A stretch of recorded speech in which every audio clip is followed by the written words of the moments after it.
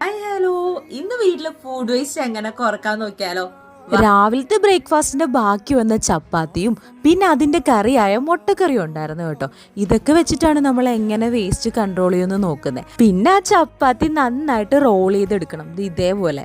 എന്നിട്ട് റോൾ ചെയ്ത് ചപ്പാത്തി ഒരു കത്രിക എടുത്ത് ഇങ്ങനെ കുഞ്ഞു കുഞ്ഞായിട്ട് മുറിച്ചെടുക്കണേ.